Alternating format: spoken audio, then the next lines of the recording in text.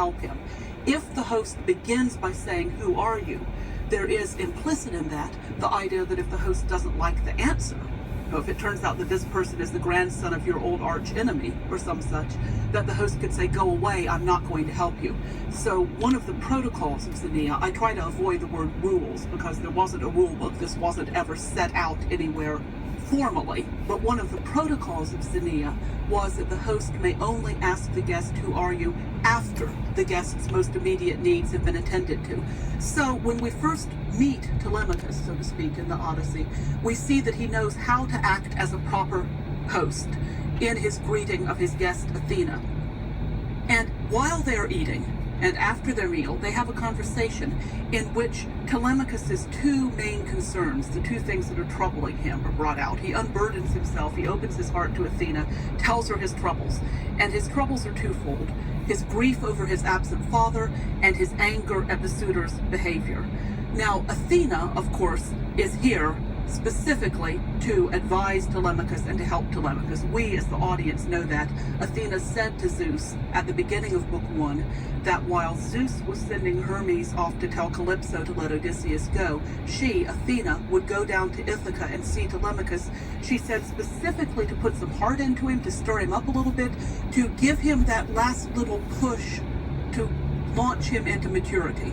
Up to this point, Telemachus has not asserted himself. He strikes many readers as rather surprisingly immature for a young man who must, after all, be about 20 years old by this time.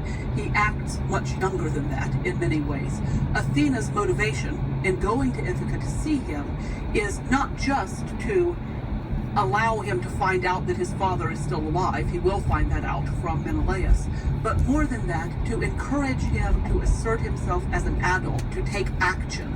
And Athena encourages Telemachus to do this in two ways. She tells him to call a council of all the men of Ithaca. In Book 2, he does this. And to openly and publicly denounce the suitors for how they are acting, how they're destroying his substance, for their violations of Xenia. She also tells him to travel and visit Nestor and Menelaus and see if he can get any news of his father. Now, Athena, of course, knows that Odysseus will be home any day now. She's just told Zeus to send Hermes to tell Calypso to let Odysseus go. She could just tell Telemachus, "I'm Athena, Odysseus will be home any day now."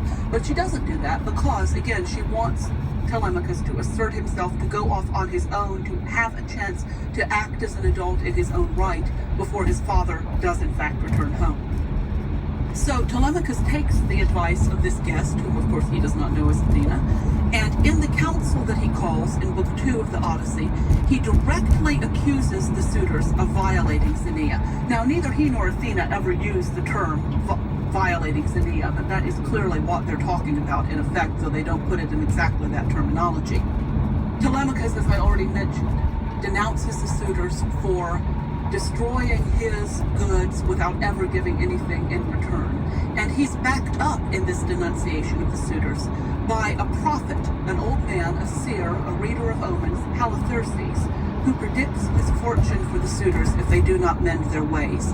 Halitherses sees an omen, a flight of birds in the sky, and as very frequently in the Iliad and the Odyssey both, birds flying by are omens that specially trained or specially gifted seers and prophets can interpret. In this omen, Halitherses sees two eagles fly by that Zeus sends. They fly by and overhead and tear one another with their talons. Halitherses interprets this omen to mean that Odysseus is going to return home soon and that there will be terrible repercussions for the suitors if they do not change their behavior before Odysseus comes home. Now, the response of the suitors to Halitherses' prophecy is, I think, absolutely essential for our understanding both of the suitors' character and of how we're supposed to view these suitors in the Odyssey. One of the suitors, their spokesman, Eurymachus, responds to Halitherses after Halitherses has said that Odysseus is about to come home and the suitors must change their ways or suffer the consequences. Eurymachus, answering Halitherses, says, "Old man, Better go home and prophesy to your children, for fear they may suffer some evil to come. In these things I can give a much better interpretation than you can. Many are the birds who wander under the sun's rays. Not all of them mean anything.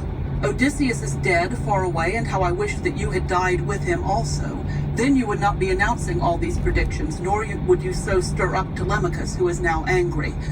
And Eurymachus continues his speech. It's a fairly long speech by saying, if you keep doing this, Halitherses, if you keep stirring up Telemachus, we'll lay a penalty on you that will make you very sorry, and that Telemachus must tell Penelope, choose a husband and marry now. We're not going to go away until she does, because, he concludes, in any case we fear no one, and surely not Telemachus, for all he is so eloquent.